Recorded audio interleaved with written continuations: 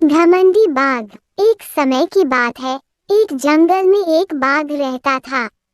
एक दिन बाघ अपनी गुफा से बाहर निकल आया और शिकार की तलाश में चला गया। थोड़ा देर चलने के बाद बाघ ने एक हिरन का शिकार किया।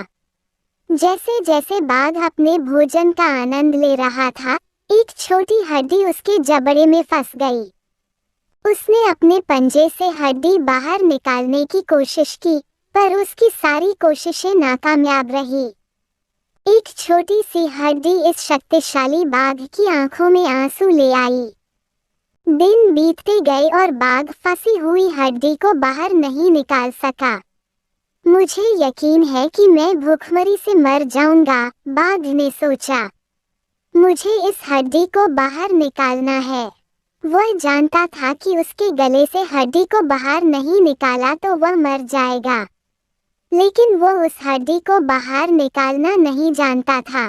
जैसे जैसे दिन बीतते गए, बाघ कमजोर से कमजोर होता गया। उसे पता नहीं चल रहा था कि इस हड्डी का क्या करना है। वह बस अब मौत का इंतजार कर सकता था। फिर एक दिन जब बाघ बुरी तरह से एक पेड़ के नीचे पड़ा था, तो उसने एक लकड़हारा देखा। लकड़हारा ने जख्मी बाघ को देखकर उसके पास गया। लकड़हारा ने बाघ से पूछा, तुम ठीक हो? ये तुम मुंह खोल के क्यों बैठे हो? उद्धरण चिन्ह। बाघ ने जवाब दिया, कुछ दिनों पहले मेरे दांतों के बीच में एक हड्डी फंस गई है। तब से मैं ठीक से खाना नहीं खा पा रहा हूँ। मुझे यकीन है कि मैं इस वजह से भूखमरी से मर जाऊंगा। मैं केवल एक शर्त पर हड्डी निकालूंगा। तुम जब भी आज से कोई शिकार करोगे, उसमें से मांस का छोटा टुकड़ा मुझे लाना होगा। लकड़हारा ने बाघ से कहा। अब बाघ हताश हो गया, लेकिन जिंदा रहने के लिए उसके पास और कोई तरीके नहीं थे। तो उसने लकड़हारा से सौदा पक्का किया। तो लकड़हारा ने बाघ की बात मानकर उसके मुंह से हड्डी निकाली और बाघ को उसके दर्द से राहत मिली। जिस क्षण हड्डी निकली, बाघ शिकार की तलाश में चला गया। कुछ घंटों बाद लकड़हारे ने बाघ को अकेले ही अपने भोजन का आनंद लेते हुए पाया। क्या आप अपने वादे के बारे में भूल गए हैं? लकड़हारे ने गुस्से से पूछा। तुमको अपने आप को भाग्यशाली समझना चाहिए, बाघ ने लकड़हारे से कहा। मेरे मुंह में घुसने पर ही मैं तुम्हें आसानी से खा सकता था, लेकिन मैंने ऐसा नहीं किया। अब दूर जाओ यहाँ से फत्तू।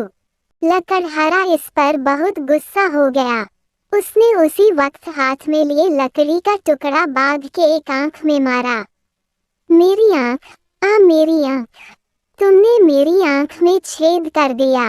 मैं तुम्हें माफ नहीं करूंगा, बाघ चिल्लाया। जिस पर लकड़हारे ने उत्तर दिया, लेकिन तुम्हें अपने आप को भाग्यशाली समझना चाहिए, क्योंकि मैं आसानी से दूसरी आंख भी निकाल सकता था। चालाक लोमड़ी और मूर्ख कौवा। एक जंगल में एक लोमड़ी रहती थी। वो बहुत ही भूखी थी। वह अपनी भूख मिटाने के लिए भोजन की खोज में इधर उधर घूमने लगी। उसने सारा जंगल छान मारा। जब उसे सारे जंगल में भटकने के बाद भी कुछ न मिला, तो वह गर्मी और भूख से परेशान होकर एक पेड़ के नीचे बैठ गई। अचानक उसकी नजर ऊपर गई। पेड़ पर एक कौवा बैठा हुआ था। उसके मुंह में रोटी का एक टुकड़ा था।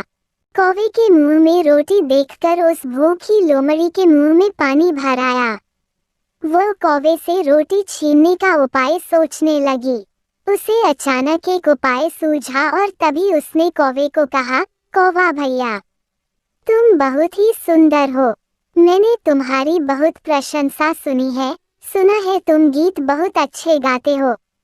तुम्हारी सुरीली मधुर आवाज के सभी दीवाने हैं। क्या मुझे गीत नहीं सुनाओगे? कौवा अपनी प्रशंसा को सुनकर बहुत खुश हुआ।